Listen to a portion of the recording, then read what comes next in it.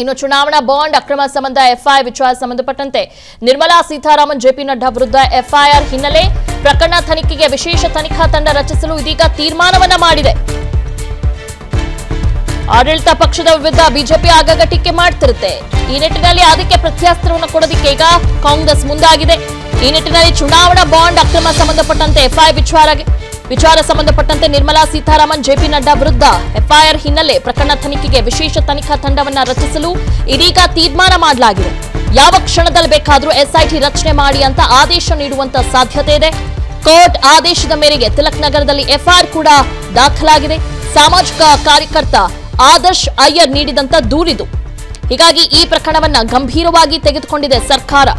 SIT ಮೂಲಕ ತನಿಖೆ ನಡೆಸಲು ರಾಜ್ಯ ಸರ್ಕಾರ ನಿರ್ಧಾರವನ್ನ ಮಾಡಿದೆ. ಹೀಗಾಗಿ ವಿರೋಧ ಪಕ್ಷದವರಿಗೆ ಒಂದು ಸ್ಟ್ರೋಕ್ ಕೊಡೋದಕ್ಕೆ ಈಗ ಕಾಂಗ್ರೆಸ್ ಕೂಡ ಮುಂದಾಗಿದೆ. ಓಕೆ, ಎಲ್ಲಾದ್ರ ಬಗ್ಗೆ ಡೀಟೇಲ್ಸ್ ಅನ್ನ ನೀಡ್ತಾರೆ ನಮ್ಮ ಪೊಲಿಟಿಕಲ್ ರಿಪೋರ್ಟರ್ ಸಂಜಯ್. ಚುನಾವಣಾ ಬಾಂಡ್ ಅಕ್ರಮ ಸಂಬಂಧಪಟ್ಟಂತೆ ಎಫ್ಐಆರ್ ವಿಚಾರವಾಗಿ ಮುಂದೆ ಯಾವ ರೀತಿ ಸಂಕಷ್ಟ ಎದುರಾಗಬಹುದು? ಈ ಎಲ್ಲ ನಾಯಕರು ಯಾರೆಲ್ಲ ಆರೋಪ ಇದೆ ಅವ್ರ ಮೇಲೆ ಯಾವ ರೀತಿಯಂತ ಸಮಸ್ಯೆ ಎದುರಾಗಬಹುದು ಅವ್ರಿಗೆ?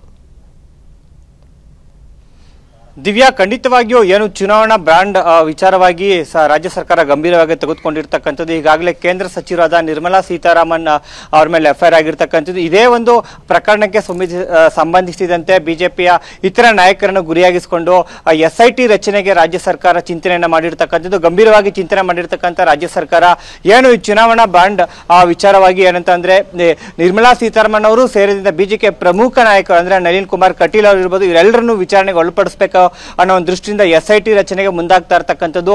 ಇಂದು ಅಥವಾ ನಾಳೆ ಒಳಗೆ ಸರ್ಕಾರದಿಂದ ಆದೇಶ ಬರುವ ಸಾಧ್ಯತೆಗಳು ಇರ್ತಕ್ಕಂಥದ್ದು. ಯಾಕಂತಂದ್ರೆ ಈಗಾಗಲೇ ಸಿಎಂ ಸಿದ್ದರಾಮಯ್ಯನವರಿಗೆ ಮೂಡಾ ಕೇಸ್ನ ಉಪಯೋಗಿಸಿಕೊಂಡು ಸಾಕಷ್ಟು ಕಾಂಗ್ರೆಸ್ಗೆ ಮುಜುಗರವನ್ನ ಉಂಟು ಮಾಡ್ತಾ ಇರ್ತಕ್ಕಂಥದ್ದು.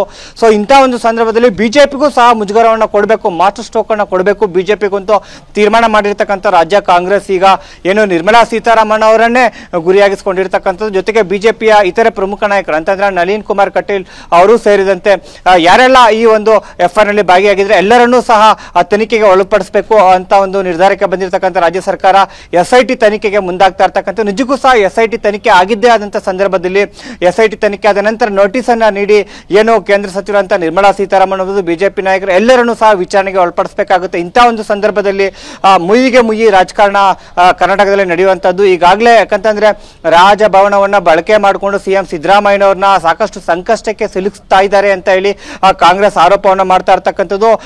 ಜೊತೆಗೆ ಆರೋಪ ಮಾಡಿದ್ರೆ ಸಾಕಾಗಲ್ಲ, ಬಿಜೆಪಿಗೂ ಸಹ ತಿರುಗೇಟನ್ನ ಕೊಡ್ಲೇಬೇಕು ಅಂತ ನಿರ್ಧಾರ ಮಾಡಿರ್ತಕ್ಕಂಥ ರಾಜ್ಯ ಕಾಂಗ್ರೆಸ್. ಹೌದು, ಈಗ ಏನು ತಿಲಕ್ ನಗರ ಪೊಲೀಸ್ ಸ್ಟೇಷನ್ ಅಲ್ಲಿ ಎಫ್ಐಆರ್ ಆಗಿರ್ತಕ್ಕಂಥದ್ದು ಹೆಚ್ಚಿನ ವಿಚಾರಣೆಗಾಗಿ ಕುಲಂಕುಷ ಒಂದು ವಿಚಾರಣೆಗಾಗಿ ತನಿಖೆಗಾಗಿ ಎಸ್ಐಟಿ ತನಿಖೆಯನ್ನ ಮಾಡ್ಲಿಕ್ಕೆ ಮುಂದಾಗ್ತಾ ಇರ್ತಕ್ಕಂಥ. ಆ ಮುಖಾಂತರವಾಗಿ ಬಿಜೆಪಿಯ ನಾಯಕರುಗಳನ್ನ ತನಿಖೆಗೆ ಒಳಪಡಿಸ್ತಕ್ಕಂಥದ್ದು. ಮತ್ತೊಂದು ಕಡೆ ಏನು ಕುಮಾರಸ್ವಾಮಿ ಅವರಿಗೂ ಸಹ ಈಗಾಗಲೇ ಏನು ಲೋಕಾಯುಕ್ತ ಪ್ರಕರಣ ಇರ್ತಕ್ಕಂಥದ್ದು.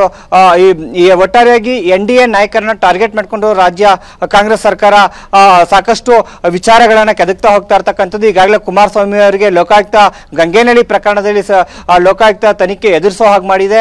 ಅದಷ್ಟೇ ಸಲ ಬಿಜೆಪಿಯ ಪ್ರಮುಖ ನಾಯಕರು ಅಂದ್ರೆ ರಾಜ್ಯವನ್ನ ಪ್ರತಿನಿಧಿಸುವ ಕೇಂದ್ರ ಹಣಕಾಸು ಸಚಿವರಂತ ನಿರ್ಮಲಾ ಸೀತಾರಾಮನ್ ವಿರುದ್ಧ ಎಫ್ಐಆರ್ ಆಗಿರ್ತಕ್ಕಂಥದ್ದು.